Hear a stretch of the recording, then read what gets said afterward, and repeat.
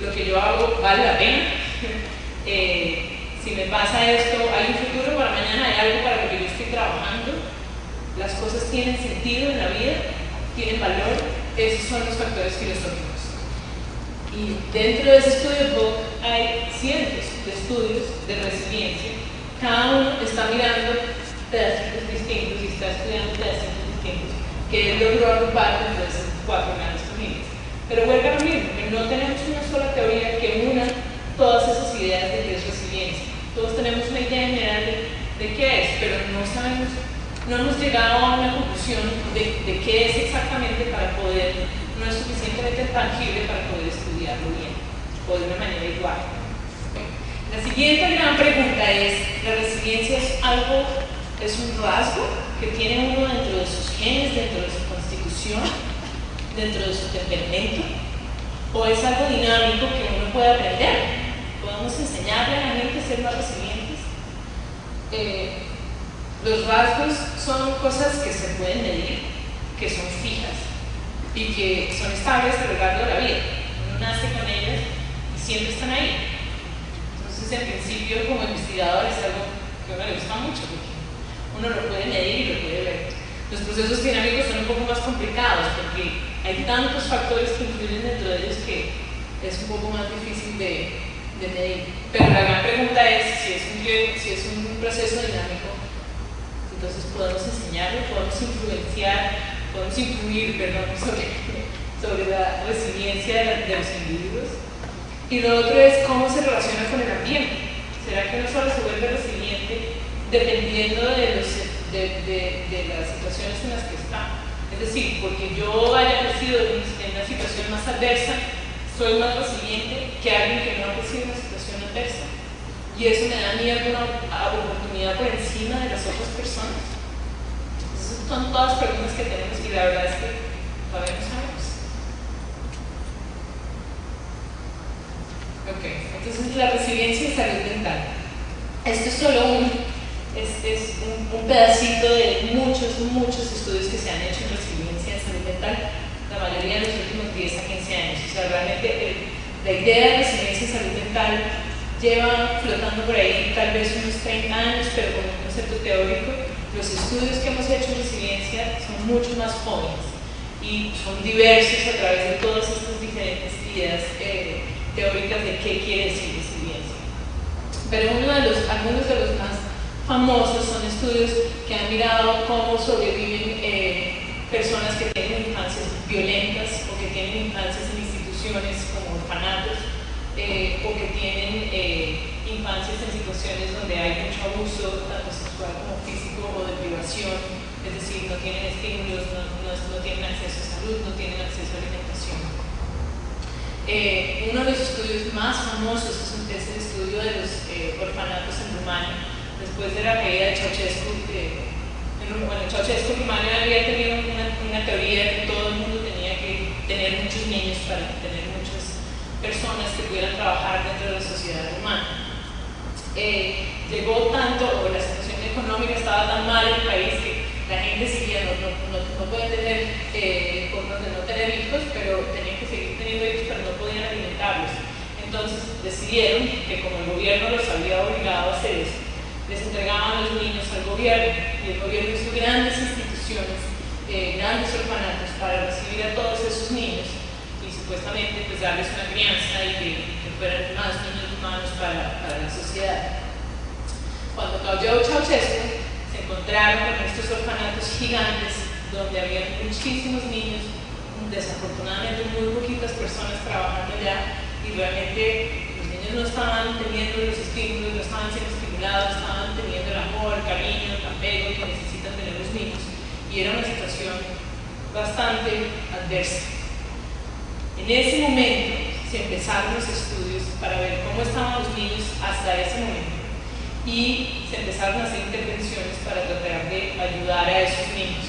Parte de las intervenciones incluyó que muchas familias humanas y familias en otras partes del mundo, pero muchas familias humanas adoptaran a estos niños a diferentes edades. Entonces ellos tenían desde bebés hasta niños de 5 o 6 años que fueron adoptados. Y lo que encontraron en los estudios 10 años después es que la mayoría de los niños sin importar o sea, hasta los 5 años, sin importar la edad, ya después de una edad crítica les iba peor, pero por lo general, hasta los 5 años, la mayoría de los niños dentro de una década habían alcanzado el nivel de desarrollo social que tienen los niños en general.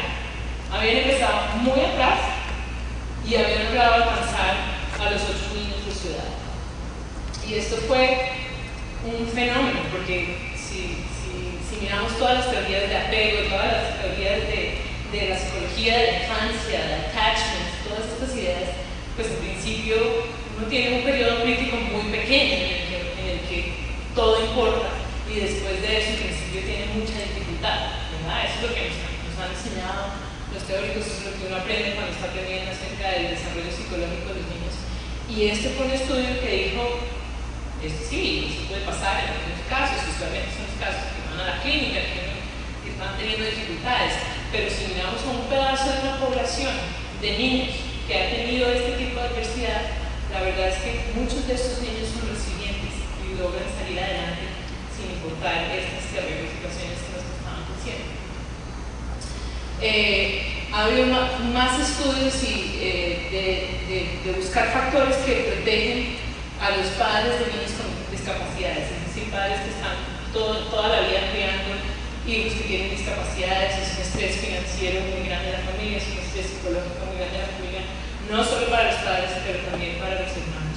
Y han también mirado hermanos de niños con enfermedades crónicas como diabetes, diferentes tipos de leucemia que pueden durar muchos años con muchas intervenciones médicas, y han encontrado diferentes factores que hacen que algunas de esas familias, algunos de esos hermanos les vaya mejor que a otros hermanos. Esos son ejemplos de estudios de resiliencia en salud mental. Tenemos muchos más, y algunas de las críticas que han hecho en los estudios de salud mental y resiliencia es que resiliencia fue un término que a todo el mundo, en particular a los gobiernos, les sonó muy bien. Es un término genial, que bueno, hay unas cosas que uno puede hacer buenas por la gente, esto va a ser la panacea, la solución a todo.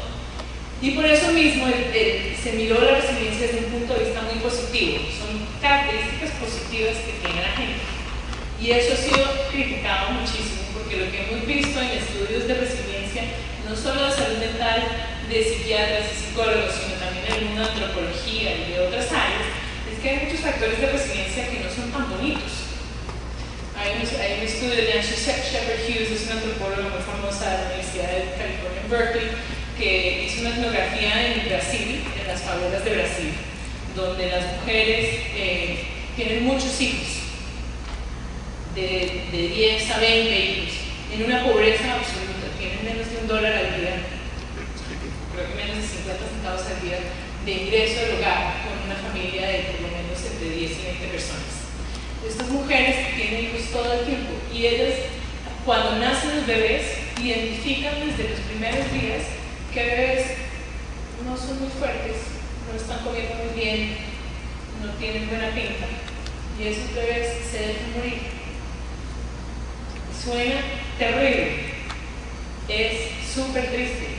Para una antropóloga que fue a vivir allá con ellos, decía, ¿qué es eso?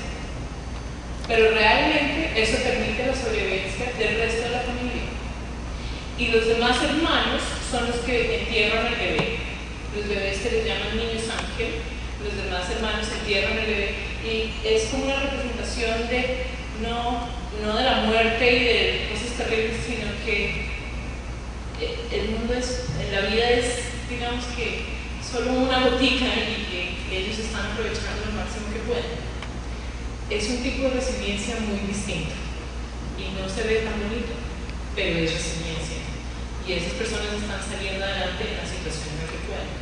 Otras críticas fueron, por ejemplo, hubo muchos estudios de resiliencia de las enfermeras judías en los campos de concentración, que estaban trabajando con casi nada, con aire, ayudando a los otros judíos en los campos de concentración, y pues era una situación terrible, y miraron qué características hacían que la gente quisiera seguir trabajando con estas personas.